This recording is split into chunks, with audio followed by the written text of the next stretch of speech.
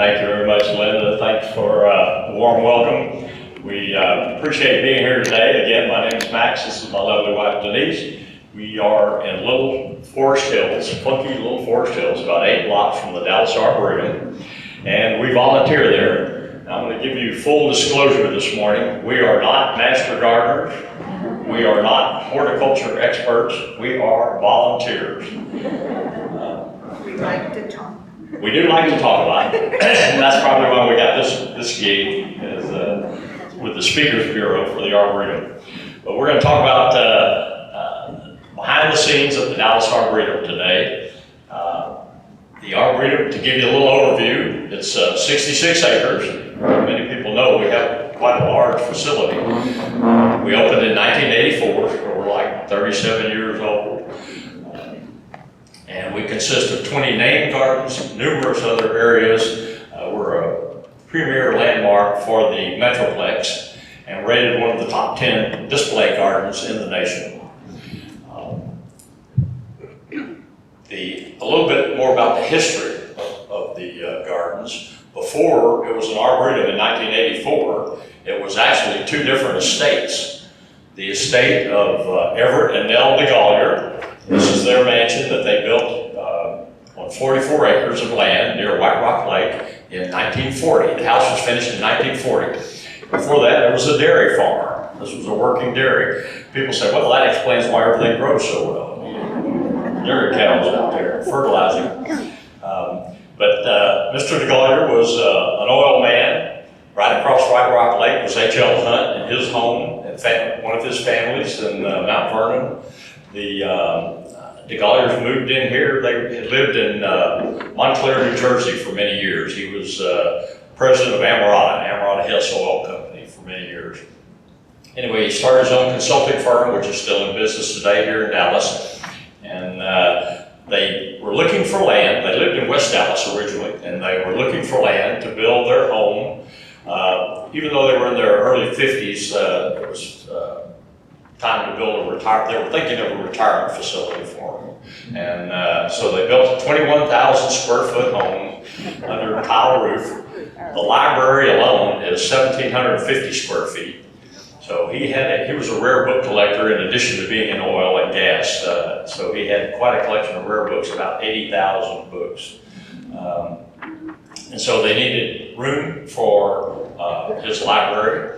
They needed room for her to garden. She loved fresh flowers, and so they had a greenhouse built into the house. They had a lot of land, 44 acres, that they could expand the gardens into. Even their driveway here, it's an octagon-shaped driveway, goes back to the 1940 landscape plan when they first started this.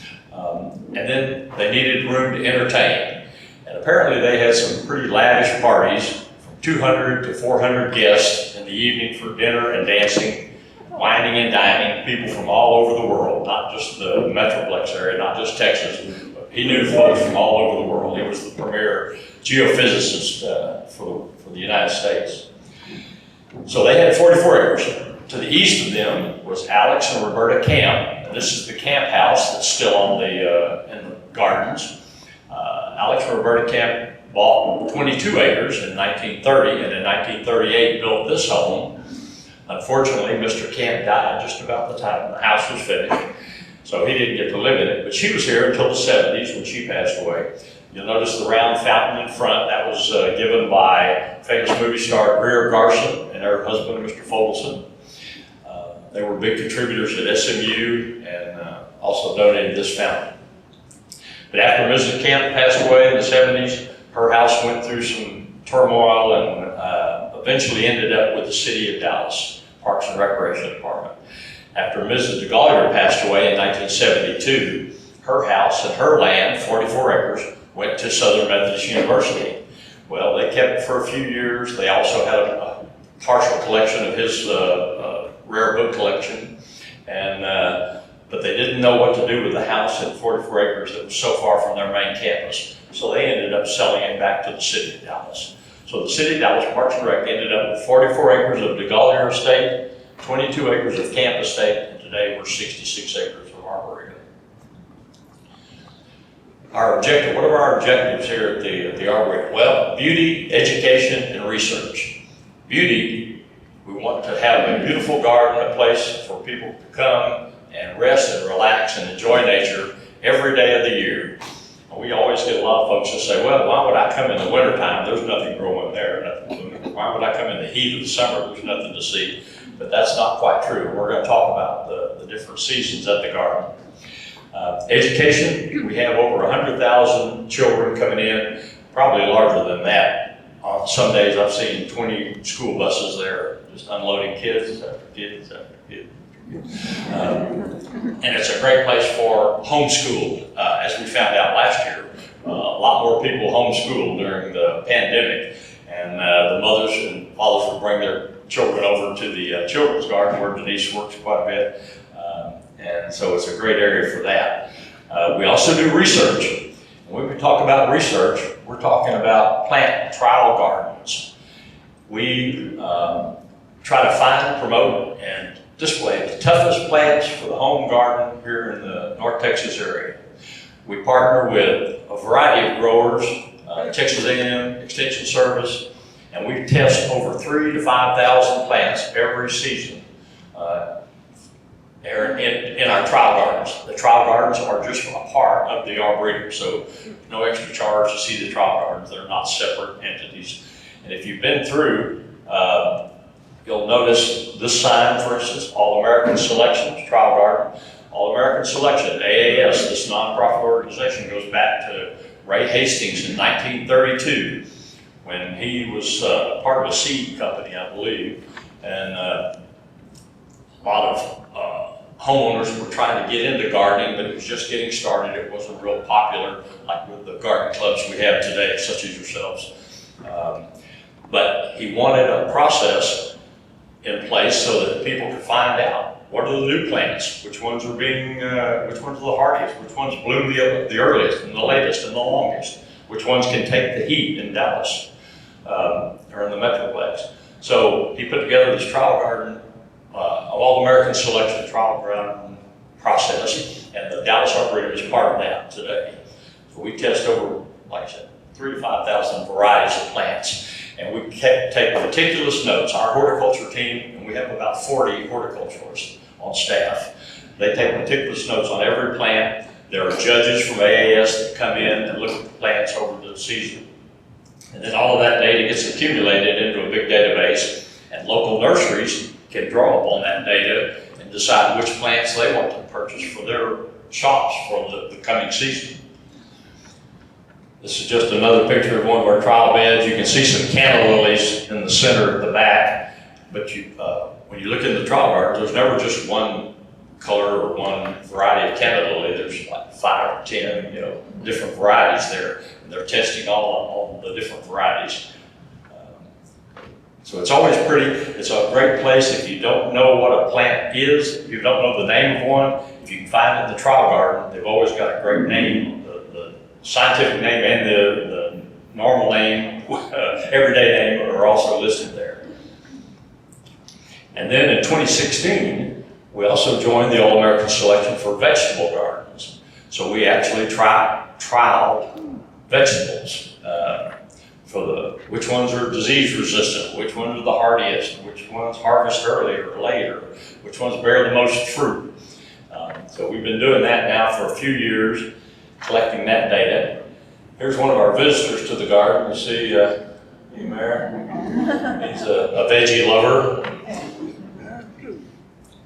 And then a lot of folks say, well, where do all your bedding plants come from? Of course, the trees, the big azalea bushes, a lot of the perennials are there all the time. But we change out our bedding plants quite often.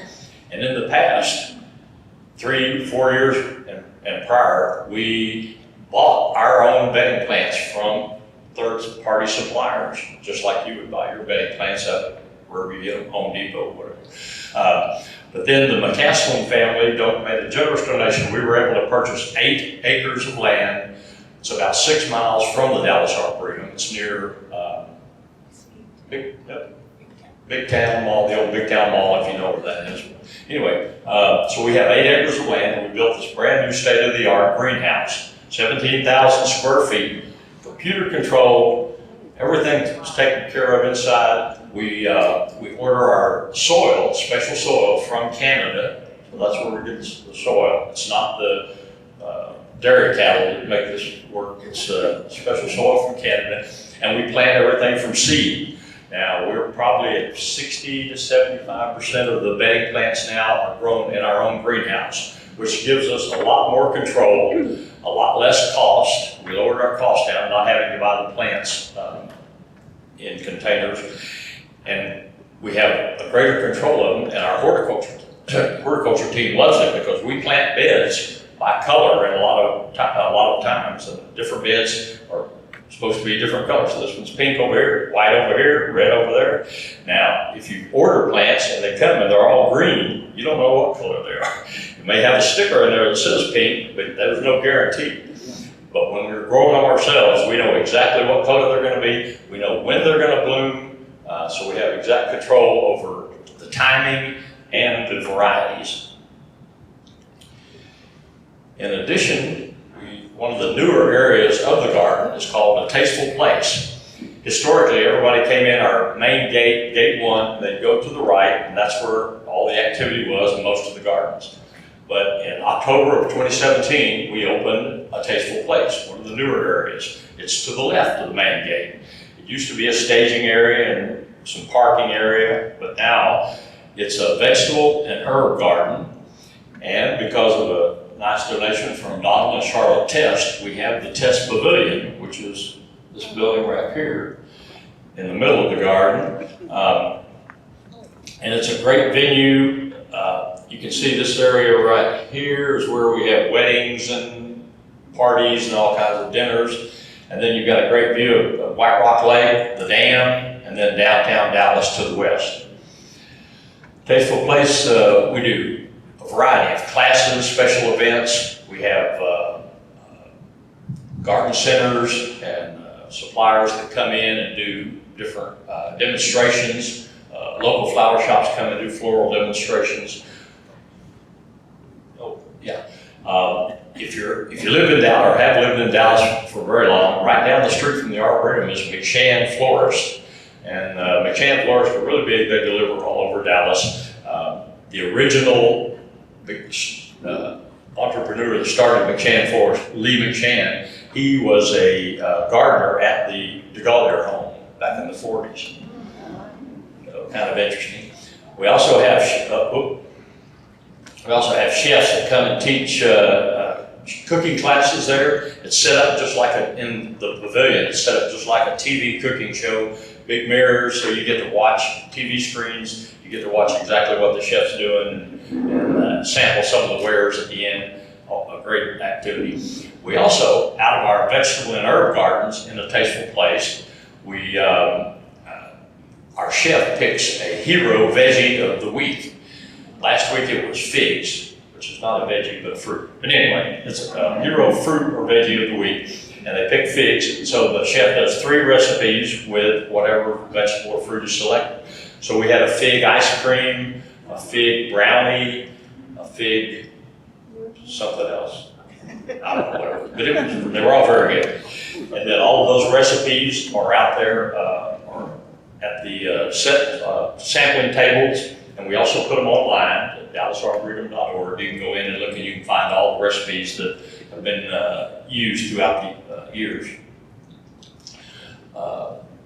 We talk about that we want a beautiful garden every day of the year, all year long. So, and as I said, we use our trees and perennials for the background, then we change out the angles for color.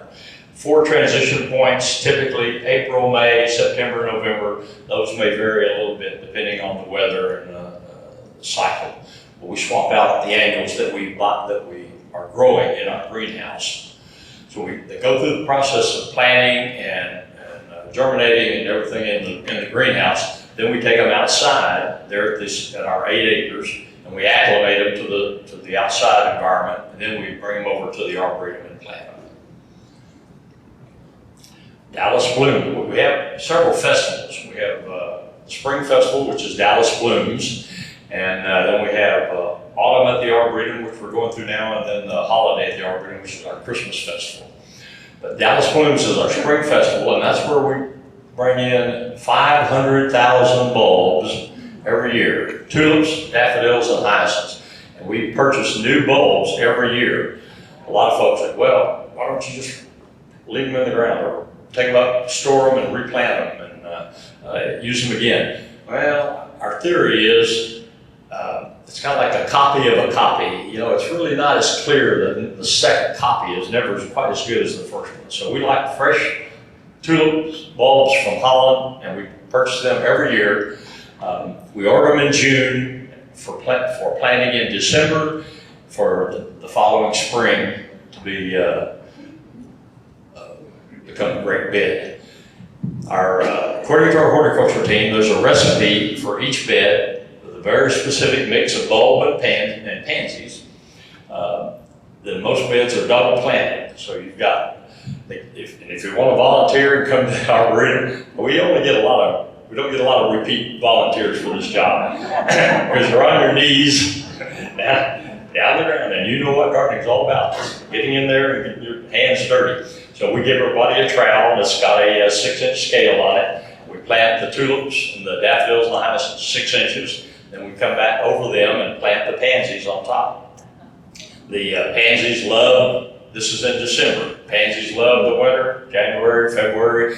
They start dying off as spring comes around, and the tulip bulbs start coming up, and the hyacinths and the daffodils. And so you've got a smooth transition from winter flowering to the spring bulb festival.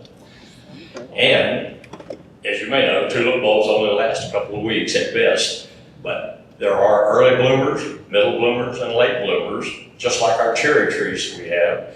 And so if you space them out right, you'll get maybe 6 weeks or an 8-week span of beauty there in the garden. And that's what we shoot for. The bulbs are planted on 2 to 3 inch centers to give a full bed, ensuring a full bed. We also have dianthus, pansies, veggie plants, mustard, and chard.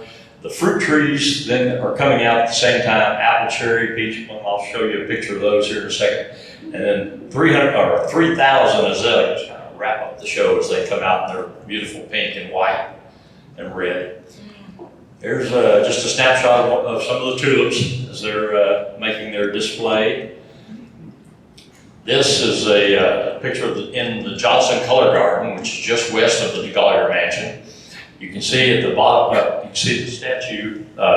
It's called Grande or Monte. It's the Grand Lovers or the Great Lovers.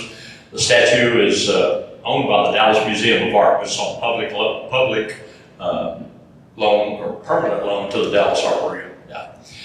Up front, we have pansies, and then if you can barely see it, but there's a few tulips just coming through. The green you see are the tulip leaves, and then some of the tulip flowers are just starting. So we're in a transition period here from pansies to tulips. The trees in the background, of course, we've got crabapple, cherry, some peach, other varieties of fruit trees, mostly all ornamental. So we don't get a lot of fruit off of them, but we do get the beauty of their blossoms in the springtime. And now Denise is going to tell you a little bit about as we transition from spring into summer. Okay, so from summer in the Arboretum, we've got all kinds of flowers that are blooming. Like Max said before, you think, what could you possibly have out there that would be colorful? But we have all kinds of displays, but we want to make sure that they're drought tolerant and can stand the heat. But we still get some beautiful displays. Here's an idea of, there at the Grotto, which is in the Lay family garden. You can see the flowers around there, the koi ponds that are there. We had to move the koi during Snowmageddon. Remember back in February? We had to move the koi to the Genesis pool because it was a smaller pool and they could kind of stay together and they did well during the cold. Another idea shows there too, once again, in the Lay family garden. As Max gave the disclaimer, I can't tell you what kind of flowers these are. They're they're flowers. And I bet you know better than we do. I do know there are some lilies back there, but there are all kinds of flowering. You can see the water that we have coming through. None of that was there before. You know, there were no streams on the DeGoyer property or on the camp property, but we put all those in when we were developing it, and we recycle all our water to ensure we're good stewards. Now, we have a lot of artists that are featured in the garden every year. This past year, we had Zim Sculpt, which were the sculptures from Zimbabwe, and they were there, and they bring 2 people with them that continue to develop different sculptures while they're there. And they bring about 3,000 to 5,000 pieces every time they come. We've had them there twice. But this one that we're going to talk about was in 2020, and this was Seward Johnson. And he brought 25 life-size sculptures showing people doing ordinary things. So there was one that was a guy mowing the lawn, and I swear I came by there every time and it fooled me every time. I think, gosh, look at that. He's out here in the middle of summer trying to get that lawn mowed with a real lawnmower, you know, not a mechanical one. He started his career though as a painter, and then he moved into sculpture. And so there are about 450 sculptures around the world that he has done. This is some of his work that he's done. You've got an artist there with his protege, and she is painting a picture. It was interesting. The location they had it at was close to the camp house. It was close to the concert lawn that was there. And the painting that was there looked exactly like the concert lawn and Winfrey Point across the lake. This is another one, someone just going out, enjoying a day in the Arboretum, and they were just amazing to watch them. Yeah, we had one guy like taking a nap on he was on the concert lawn. People would walk by and they'd tiptoe around him and wake him up. And then we have Autumn at the Arboretum, which we're going through now. It ends October 31st. We have 90,000 pumpkin squashing boards. So you might ask, where do you get all these pumpkins? Somebody told us earlier they thought we were having a pumpkin shortage. Well, we get ours from a place in Floydada, Texas, which is up by Lubbock, about 6 hours from the Arboretum. And it's owned, we have gotten our pumpkins from the Pile family. They call it the pumpkin pile. And we've gotten them from them for a number of years. And you'd think, well, we must take their whole crop. No, we only get 10% of their crop. So you can imagine how many pumpkins are out there. And so one of the things that you'll also hear about sometimes are, we had a guy come and talk with us, and he said, you know, I went by there, he said, about a month ago. And he said, you know, I went, he said, and there was just orange everywhere. And he asked the guy, he said, when are y'all gonna harvest? And he said, oh, we have harvested. He said, these are the culls. And so what they'll do is they'll plant like 10 acres in this area, and then 5 miles later they'll put 20 acres. So in case there's a hailstorm or some bad weather, he doesn't lose his whole crop. One of the other things, we also add different beds around them. So we have different mums and marigolds in all shapes and sizes. And this year, if you've been to the Arboretum or if you're getting ready to go, it's not in the same place. In the past, it always was in Pecan Grove, you know, the typical thing, you go in the front gate, you turn to the right, and there it is, a little ways up. This year we decided to change locations. So it is now on the other side of the Johnson Color Garden. How many of you remember Pioneer Village, where they used to have the teepee and the houses and stuff like that? That's where it is.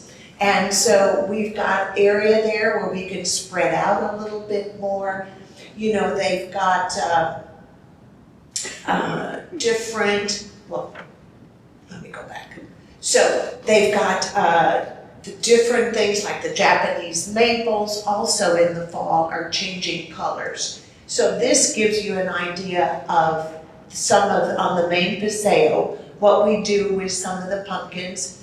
An interesting thing with this sculpture here, these, we had a very entrepreneurial person. Back in 1982, the Dreyfus building was torn down, and those things were on top of it. And so there was a person who got 6 of them and kept them until the Arboretum opened, and then we were able to put those on display. So it was it's a fun thing to have there and to be included. Every year we have a different theme. This year it's Bugtopia. In the past we've had Charlie Brown, we've had Peter Pan, and you always have these houses that are there. And every year people say, gosh, you build all these frameworks. Nah, it's the same framework, we just come up with a different way to decorate it. And so they have different things, metal pieces around it to hold the pumpkins. And so you can make any kind of decoration that you want. There's a real small one that one year was Peter Pan, or was Tinkerbell's house. This year it's a bee house. So they keep changing the different things that they have. Now, when you design these, we have, as Max said, a horticulture team of only 40 people. So they make the design. And so then we depend on volunteers to come and fulfill what they want it to look like. When they come from Floydada, Texas, they come in 13 or 14 semi-trailer trucks. And they don't unload themselves. It's amazing. But they do, they're in big boxes, and they get the forklifts and they put them down, and they get them as close as they can to the area that we need, and then the volunteers start a line. And you take one pumpkin, you pass it to the next one, you pass it to there, and then there's a diagram of how they should go. And so you've got horticulture there then kind of directing it, and you've got the volunteers doing all the work. What happens after? So one thing too that is asked is, what do you do with 90,000 pumpkins? Well, we don't always end up with 90,000 pumpkins because the squirrels think that this is their private smorgasbord. So we have the team come through every morning, taking out the ones that have been damaged, with the ones that have nice holes in them. I always tell our guests, I said, we're the only place that have pumpkins with tails. So you go and you look, and there they burrowed all the way through, and all you can see left of them are their tails, but they're eating up all those seeds, and we have the fattest squirrels around, I think. So when we're finished with them, this past year was a good year. We didn't have a lot of rain. It wasn't way too hot. So we had the Gourd Society of Dallas comes, and they want all the gourds. They do all kinds of artistic things with gourds. And then we had a hog farmer. He wanted a bunch of them to feed his pigs. And so this year too, our sister park, the Dallas Zoo, got a bunch of them. And the hippos and the rhinos and the elephants had a great time with the pumpkins, playing and eating with them. This is the Genesis garden. Oh, yeah, and anything that we have left that isn't used, we compost, just like we did the bulbs. So we have a contract with Living Earth, and they do the composting for us, and in return, we get compost back. And we can never get enough compost. And so this is the Genesis garden. This is where we put all the koi during snow and but you can see in the back some of the Japanese maples and how they are starting to change colors. And if you go out there now, you know, in the summer they're all green, now they're starting to turn yellow and red, and of course some of them do stay green. And then one of the favorite seasons that Max and I love is holiday in the Arboretum. So for the past 8 years, we've had the 12 days of Christmas. These are the gazebos, the 12 days that are 25-foot Victorian gazebos. And you say, what do you do with those gazebos during the rest of the year? We have a good storage facility out in Colleyville that we store those. And then starting in August, we start bringing them out. We prepare the ground so we can put them back in. And then we have firefighters that come out and they help erect the buildings for us, the gazebos for us. And they're available to see for both during the day and night. And people ask, well, which one do you like better, day or night?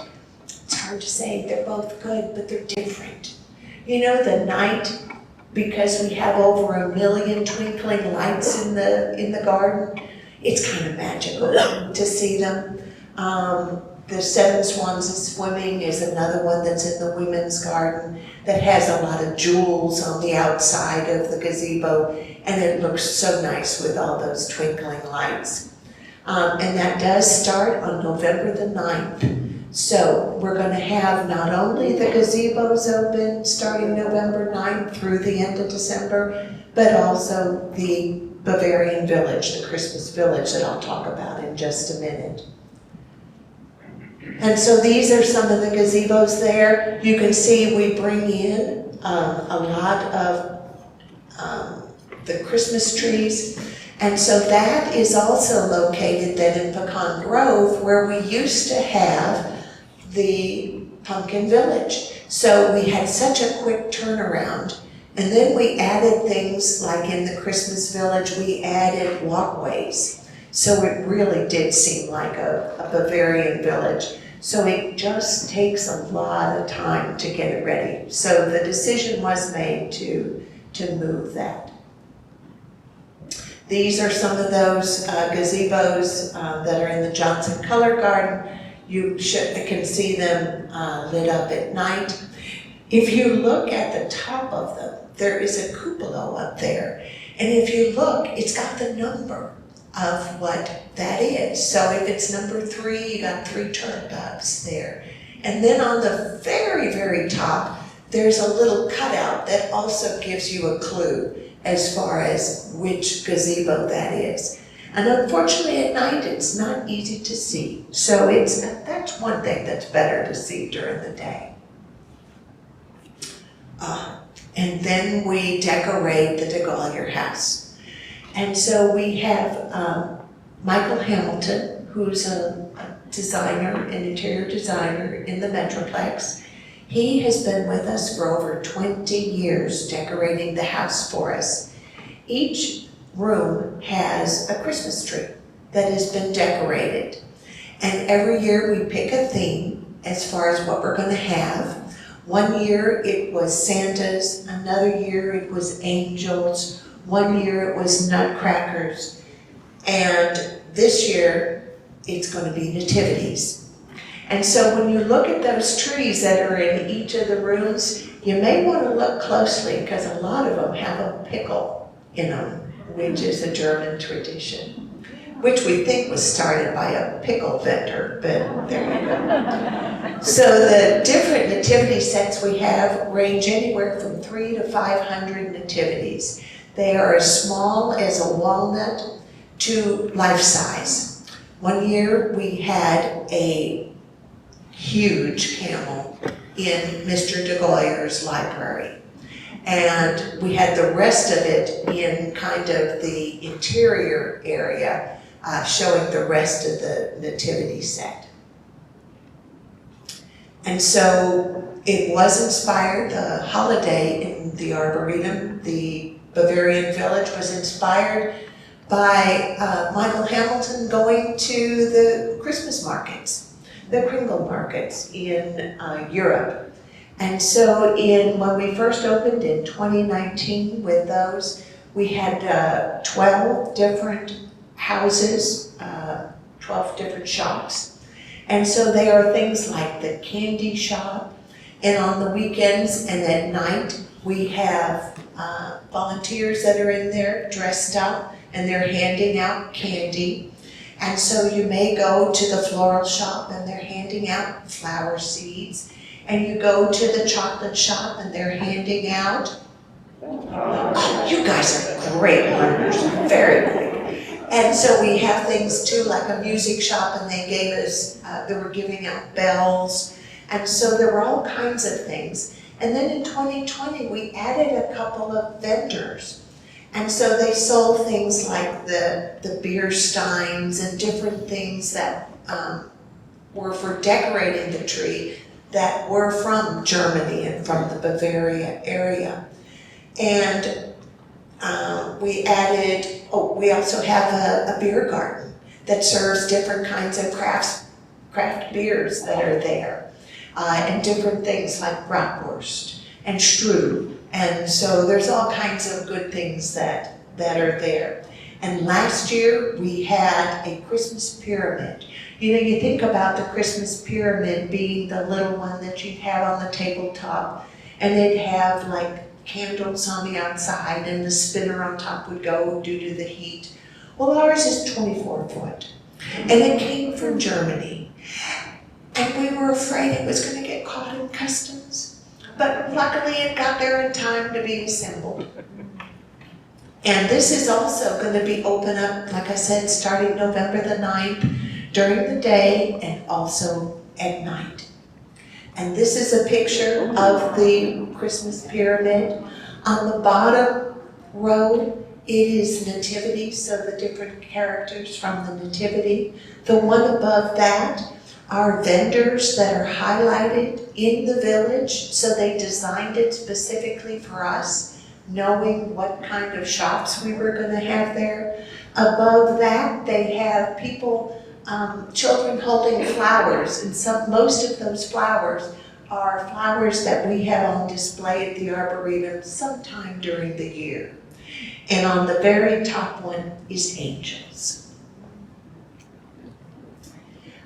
We also have a 30-foot Christmas tree that is decorated. It's right there by Cafe on the Green, and you can see in the background the iconic picture of our crepe myrtle lele. Little piece of tidbit there. There are 25 crepe myrtles on either side, and they were part of the 1940 plan that the DeGoyers had. And so these crepe myrtles are over 80 years old. So we are looking forward to having you come and visit with us again. We thank you so much for your support. We couldn't do it without our members. We can't do it without our volunteers. And so we look forward to seeing y'all in the future. So we'll open it up for questions. Anybody have questions? I have a question. How many volunteers do you use there? I mean, it seems like it must be a huge number. You know, it varies. The question is, how many volunteers do we have at the Arboretum? It varies. We have a core group that you will see there day upon day upon day. And then there are others, like if you have students who need volunteer hours, they come out If they only need 20 hours, sometimes you'll only see them for 20 hours. Others will stay. So they get community service hours for them. But we typically have about, 300? yeah, I was gonna say 350 That have at that least have probably 60 to 60 100 hours, hours. yeah, per year. So, a We lot of had about volunteers. 600 hours last year, each of us, so. Yeah. But the good news is, if you're a Oh, volunteer, the good news, yeah, if you are a volunteer and you get at least 160 hours a year, you get an individual membership, which gives you 2 people that can come in, free parking. And the more hours you get, the higher level of membership you get. So there's a nice thing in return. Question back there. How do you become a volunteer?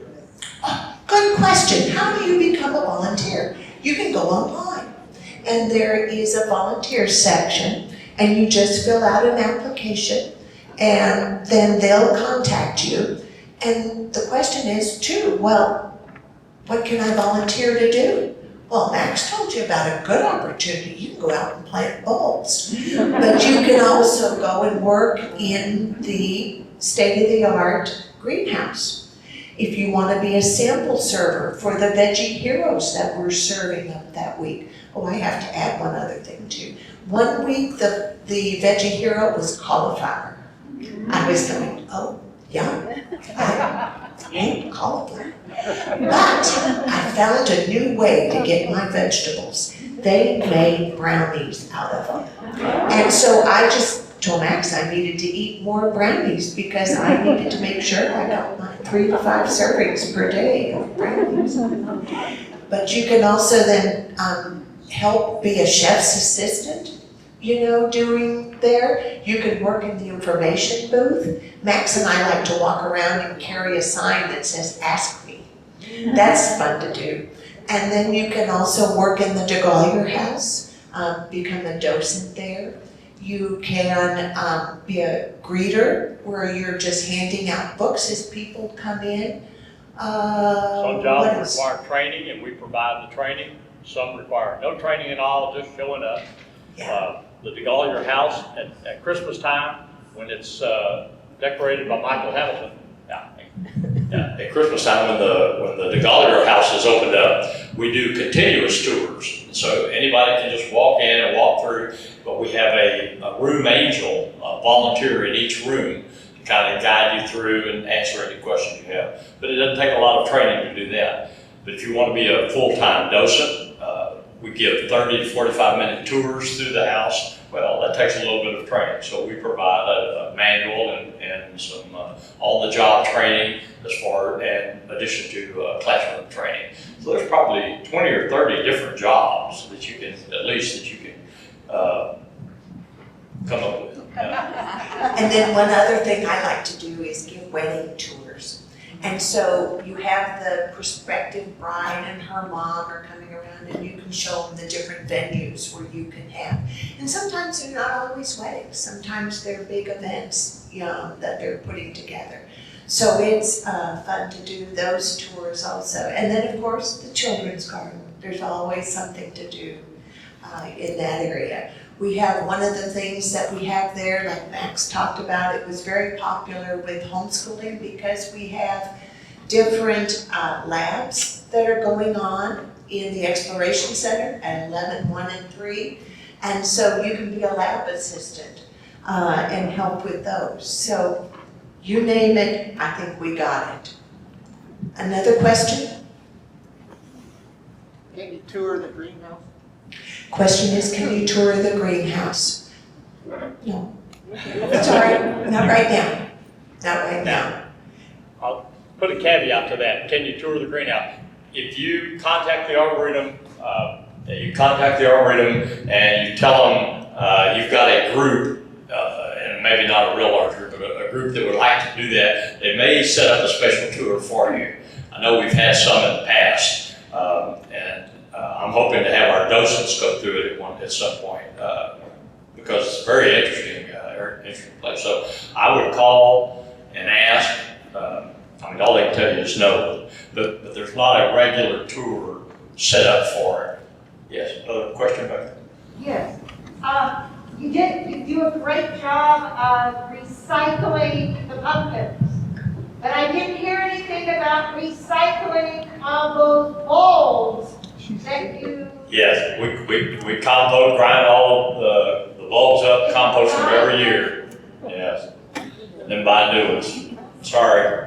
But they don't go to waste, they just don't get sold or replanted.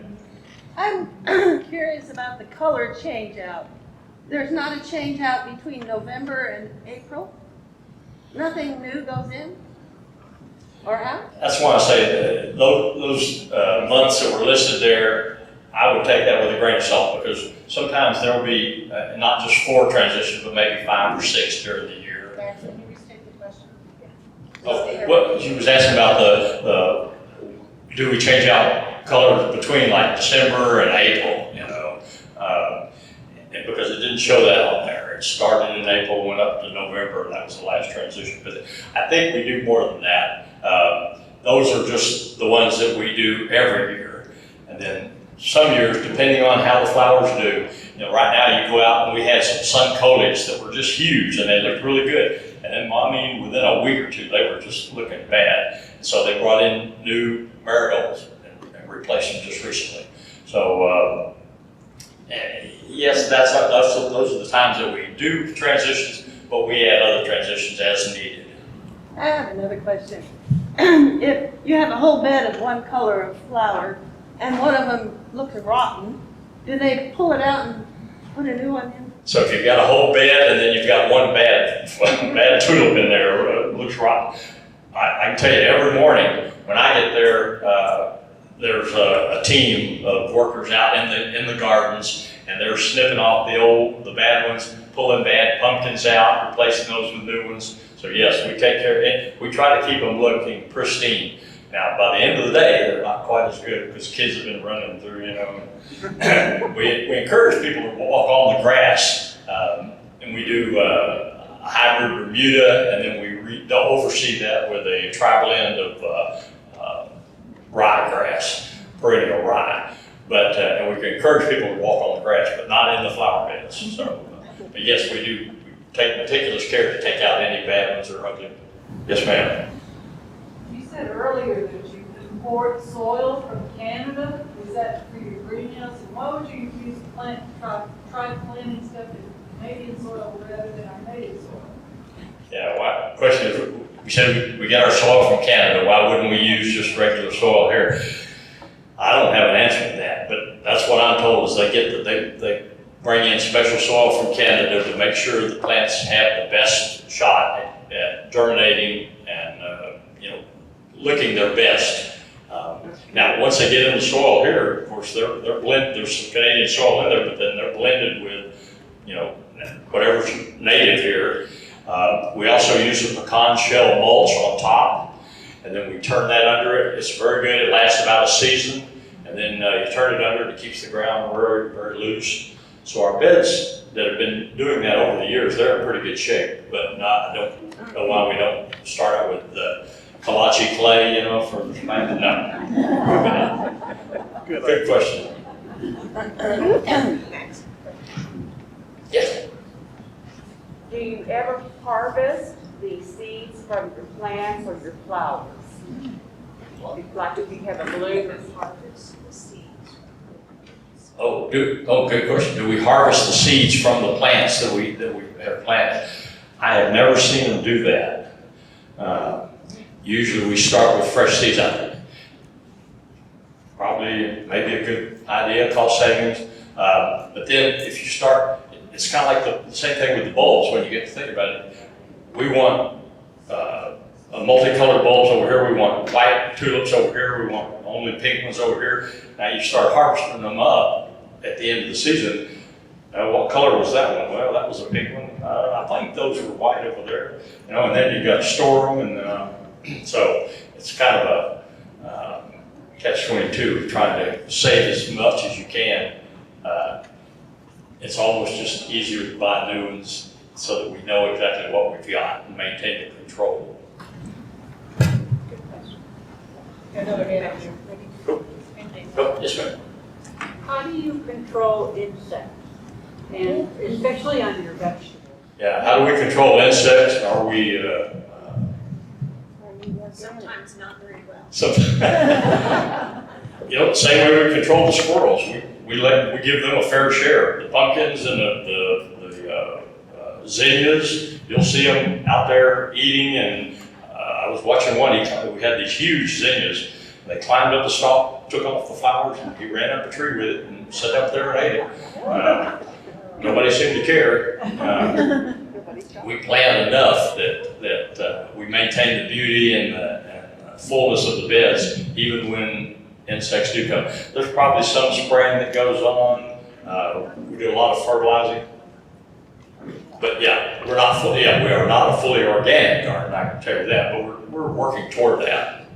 Yeah. All right, but I don't want to overrun our time here. Thank y'all very much for having us today.